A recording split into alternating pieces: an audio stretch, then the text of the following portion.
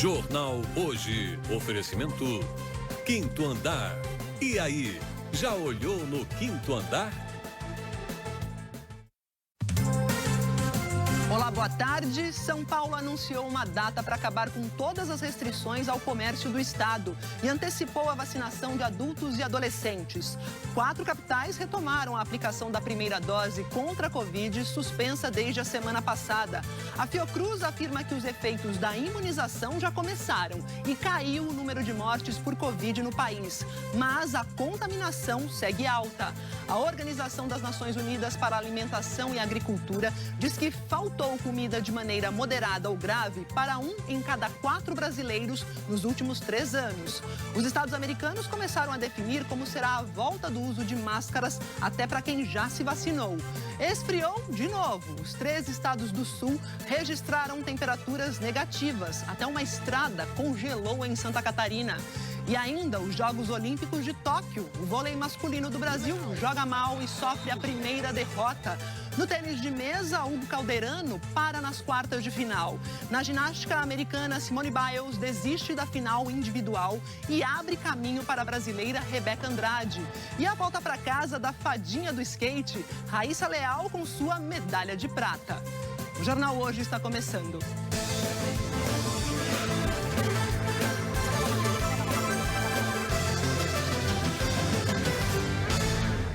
E a gente dá a largada falando do vai e vem na vacinação. Hoje o destaque é o vem, a volta, a retomada em 4 das 8 capitais que estavam sem aplicar a primeira dose da vacina contra a Covid desde a semana passada. Elas retomaram hoje a vacinação, mas a expectativa por mais remessas do Ministério da Saúde continua. No Rio de Janeiro, a Prefeitura recebeu doses suficientes para vacinar a população só até o fim da semana.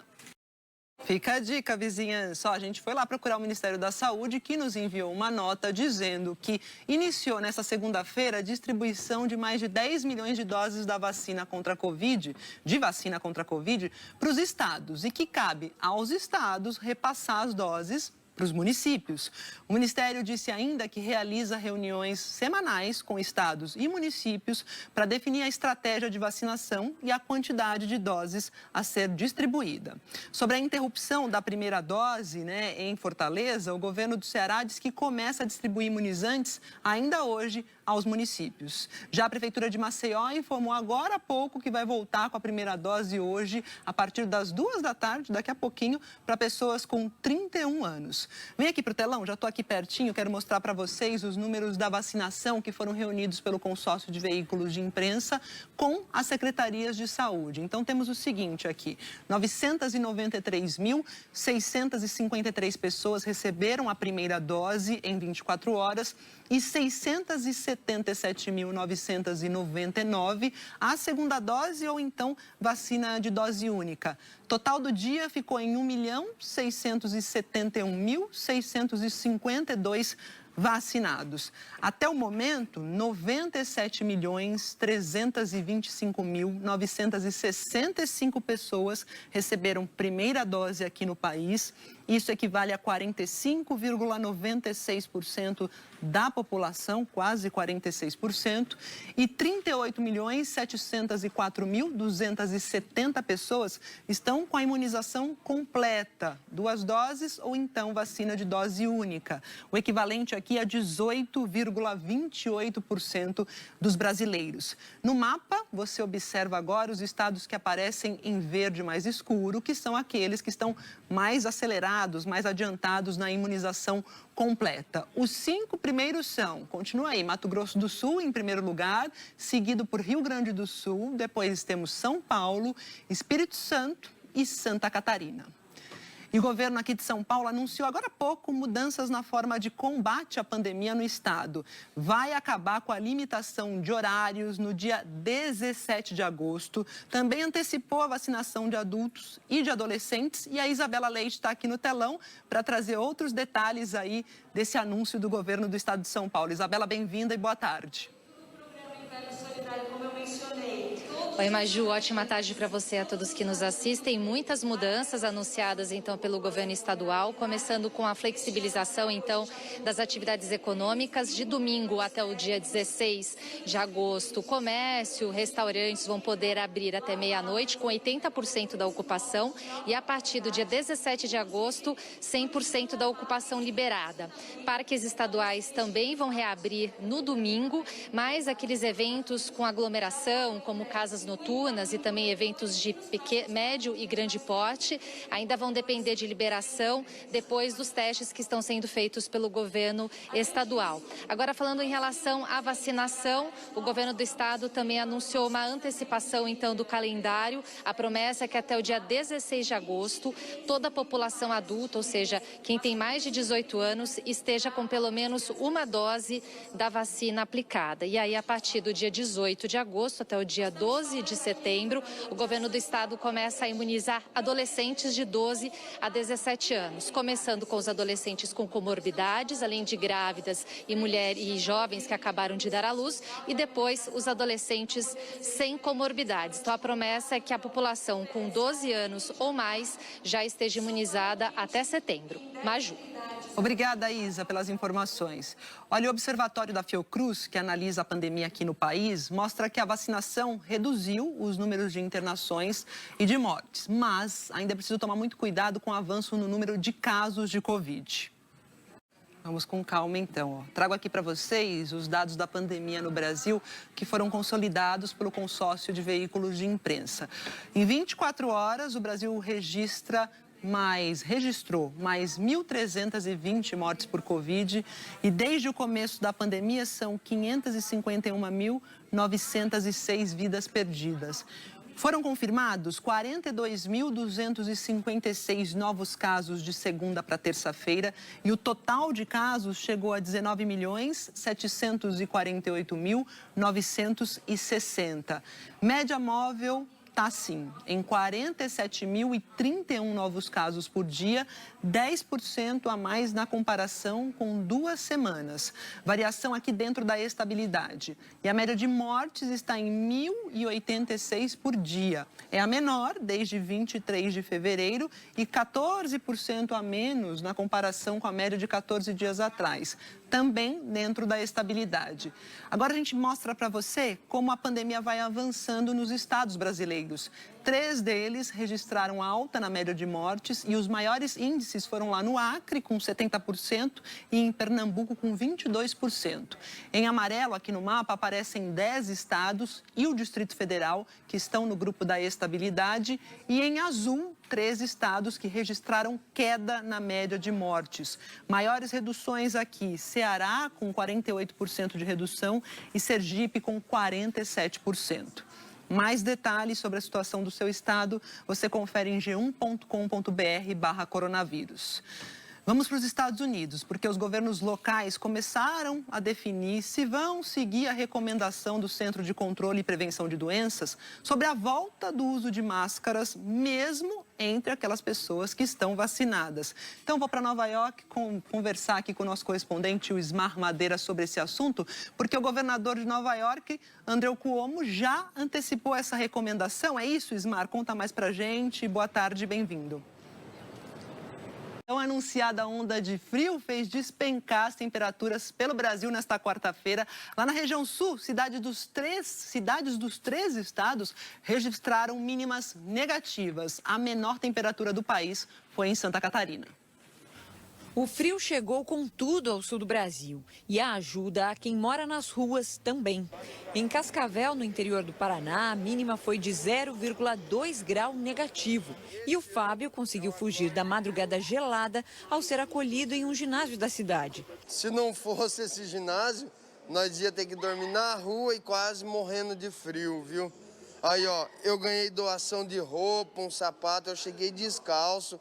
A minha roupa estava bem precária, eu ganhei blusa, não tinha blusa. O ginásio foi preparado para receber até 60 pessoas e todas as camas foram ocupadas nessa última noite. Os moradores em situação de rua também puderam levar os animais de estimação para o abrigo. criamos aqui também um espaço específico aos animais de estimação das pessoas em situação de rua, que são a família dos mesmos. Eles têm todo um carinho pelos animais, por isso esse ambiente aqui preparado com casinhas, ração, água, para que os animais pudessem também estar acolhidos junto às pessoas em situação de rua. Na capital do Paraná, equipes da prefeitura tentaram convencer as pessoas a irem para os abrigos. Os que preferiram ficar na rua receberam cobertores. Segundo a meteorologia, a previsão é de que amanhã seja um dos dias mais frios do ano aqui em Cascavel, com mínima de 2 graus negativos. Essa onda de frio atinge os 3 estados do sul. Já para hoje à tarde, tem previsão de neve em algumas regiões de Santa Catarina e do Rio Grande do Sul. A temperatura mais baixa do Brasil hoje foi em Bom Jardim da Serra, em Santa Catarina, com 7,8 graus negativos. Pelo menos 30 cidades do estado registraram temperaturas abaixo de zero hoje cedo. Urupema, também na Serra Catarinense, amanheceu com 7,3 graus negativos. O tempo gelado formou estalactites nas plantas e estas motos congelaram. Em uma rodovia de Santa Catarina, policiais rodoviários jogaram sal na pista para ajudar a derreter o gelo que se formou sobre o asfalto. Em Porto Alegre, o ginásio do Internacional também já virou abrigo para proteger os moradores de rua das temperaturas negativas. De ontem para hoje, recebeu 100 pessoas. Esse açude, na cidade de Jaquirana, amanheceu congelado e os gansos tiveram dificuldade para nadar. Olha só. Encaiu o ganso ali. Que barbaridade. Ó. Olha aí, ó. Olha só, se puder, doe cobertor, doe agasalho. Eliana Marques está chegando por aqui para falar, né? Porque isso foi só uma amostrinha grátis, né? Vem mais frio por aí. Vem mais frio, Maju. Boa tarde para você, boa tarde a todos. Inclusive, teve uma rodovia lá em Santa Catarina, na Serra do Rio do Rastro, que congelou também. Vem mais frio, gente, porque o ar polar ainda vai entrar no Brasil. No momento, ele está lá na Argentina. Quando chegar aqui, as temperaturas vão cair mais. Tendem a ficar entre 8 e 10 graus negativos nas serras do sul e com sensação de bem menos, bem mais frio. Hoje, em todo o país, 90 cidades amanheceram com temperatura abaixo de zero. E os meteorologistas confirmaram que nevou um pouco no fim da manhã na cidade de Pinheiro Machado, no Rio Grande do Sul. Teve neve e teve chuva congelada também por lá. E até amanhã tem previsão de neve nas serras Gaúcha e Catarinense. Hoje ainda pode ter neve ou chuva congelada também no sul do Rio Grande do Sul. Então vamos entender a diferença entre essas duas coisas, né? A neve já cai em flocos da nuvem até o chão, enquanto a chuva congelada começa com neve, aí ela encontra um ar mais quente, derrete, vira chuva, só que antes de chegar à superfície encontra um ar mais frio de novo. Aí a água congela e cai quase na forma de um granizo. Hoje também tem previsão de ventos fortes, o que aumenta a sensação de frio. Ventos de até 90 km por hora nessa área em vermelho aqui, no leste gaúcho, até 80 km por hora, onde o mapa está laranja, e até 60 km por hora, onde o mapa está amarelo, chegando a São Paulo, Rio, centro-sul de Minas e parte do centro-oeste. E a Marinha também alerta para ondas de até 4 metros perto das praias. Em alto mar pode passar dos 6 metros. Esse aviso vai até sábado em todo o litoral do sul, do sudeste e até o sul da Bahia, Maju. Eliana, explica pra gente o que está acontecendo, o que está pegando, porque temos friaca, ressaca, ventania. E aí? É de assustar, não é? Sim. Só que, olha, tá tudo dentro do que é comum para essa época, viu? Tem vários sistemas meteorológicos atuando, isso é comum no inverno. Então, a ressaca é explicada por um ciclone em alto mar que também produz os ventos fortes que eu falei. E a friaca vem com essa alta pressão aqui que traz o ar polar. Já a frente fria, essa continua avançando, espalhando chuva. Aqui em São Paulo, a chuva diminui nas próximas horas. No Rio de Janeiro, chove até amanhã. E aí, norte e nordeste, onde o mapa está verde, com as mesmas pancadas de chuva isoladas dos últimos dias. Por onde a frente fria passou, o ar polar já está se aproximando, por isso, olha, esfriou. Essas são as máximas de hoje. Em algumas capitais, as máximas já foram, só vai esfriar mais. Enquanto Vitória, Belo Horizonte, Brasília e a maior parte do norte e do nordeste ainda tem uma tarde bem quente. Agora, amanhã essa frente fria aí continental, olha, ela vai avançar até o sul da Bahia, vai atravessar o Brasil em direção à região central do Amazonas. Aí o calor também vai diminuir nessas regiões. Enquanto a geada vai se espalhar mais, ela vai chegar a Campo Grande, também vai pegar o sul de Minas e vai também atingir aqui, olha, grande parte do estado de São Paulo. Na sexta-feira, a capital paulista pode ter a manhã mais gelada em 27 anos. E isso se a capital paulista, na sexta, chegar a essa previsão de mínima de 3 graus. Menos que isso, só em 1994, quando fez 2 graus no Mirante de Santana, lá no termômetro do Instituto Nacional de Meteorologia. E sexta, com muito frio em regiões que normalmente são bem quentes também, como o norte de Mato Grosso do Sul, sul de Goiás, Triângulo Mineiro e Resende, no Rio de Janeiro. Aguardemos, então, esse frio com geada. Obrigada, Eliana. Até amanhã. Até amanhã. Olha, em tempos que todo mundo fica digitando, né, de tecnologia, redes sociais, tem um projeto que está incentivando os jovens brasileiros a escrever cartas que levam conforto aos refugiados venezuelanos. País agora deles também, que bonito. Olha, ainda hoje tem mais informações dos Jogos Olímpicos de Tóquio. Na ginástica, Simone Biles desiste da final individual e aí abre caminho para a brasileira Rebeca Andrade, que tem chance de medalha. E a seguir, o relatório que mostra alerta para a fome de 1 em cada 4 brasileiros nos últimos 3 anos. E os pesquisadores brasileiros que não conseguem acessar os sistemas de informática do CNPq. Voltamos já já.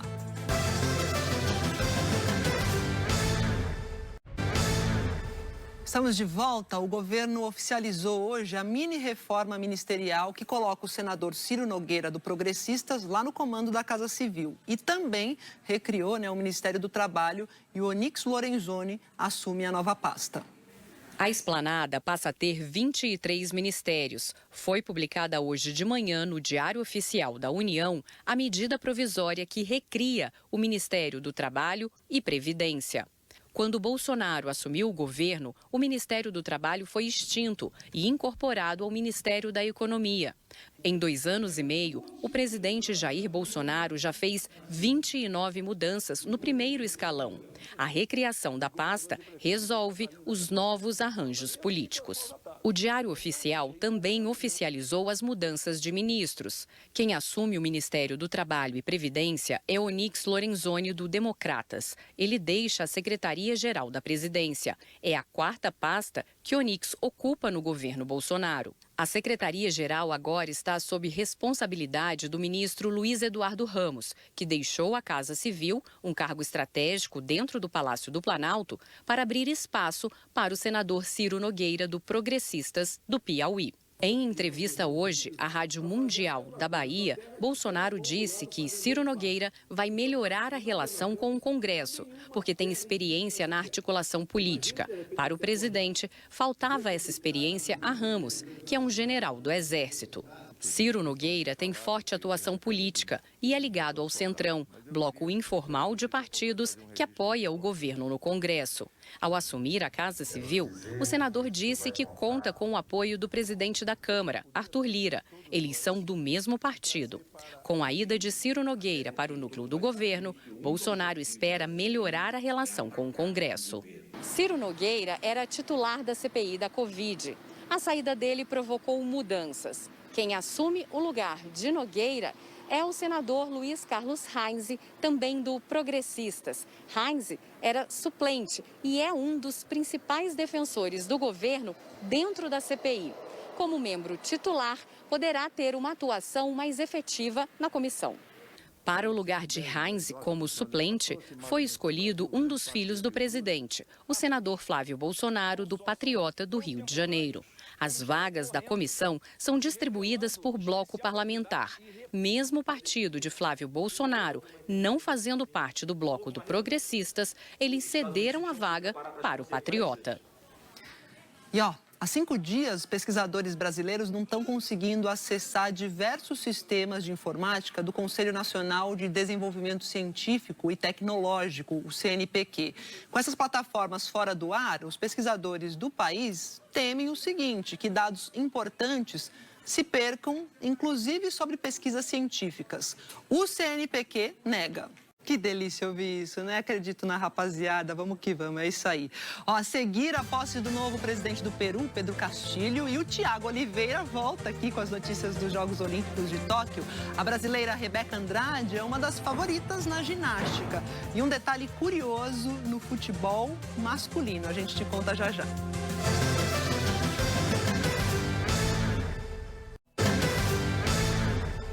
Começou agora há pouco a cerimônia de posse do novo presidente do Peru, Pedro Castilho. A segurança em Lima está sendo feita com 10 mil policiais, drones e helicópteros. O vice-presidente Hamilton Mourão representou o Brasil na cerimônia.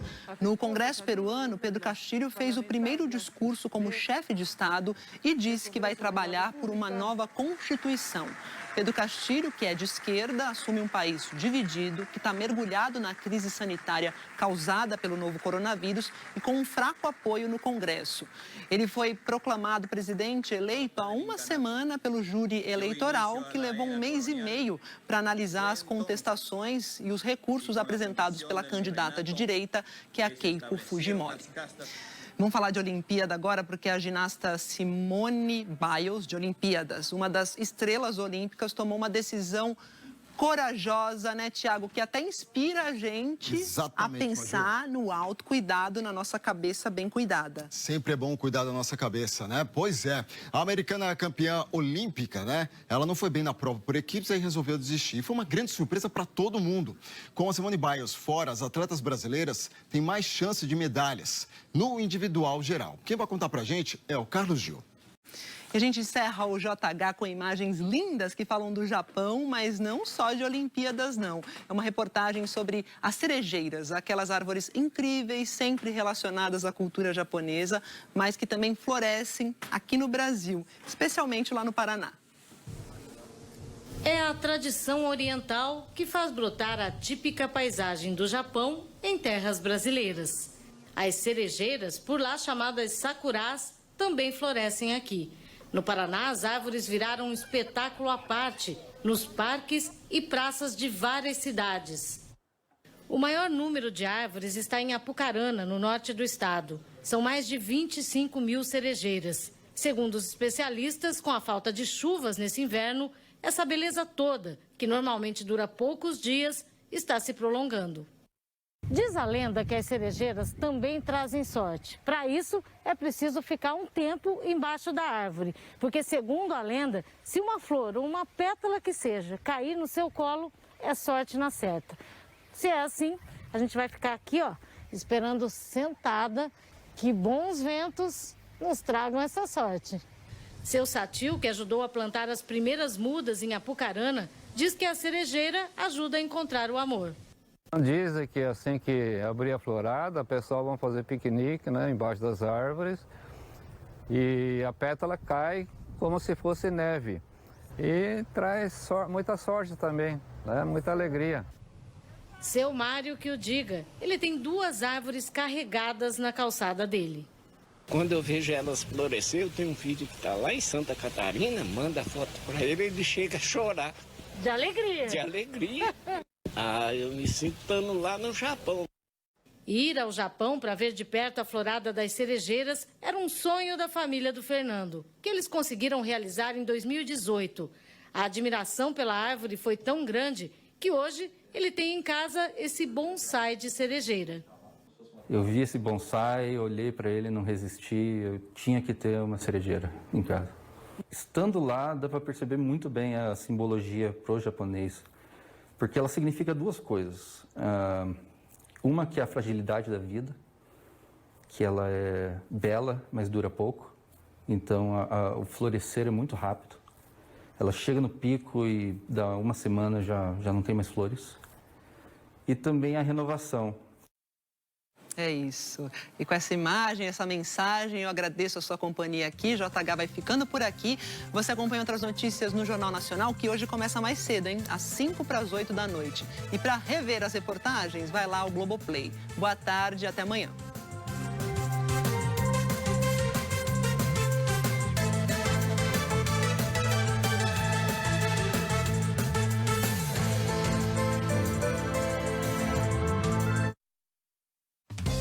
Jornal Hoje. Oferecimento Quinto Andar.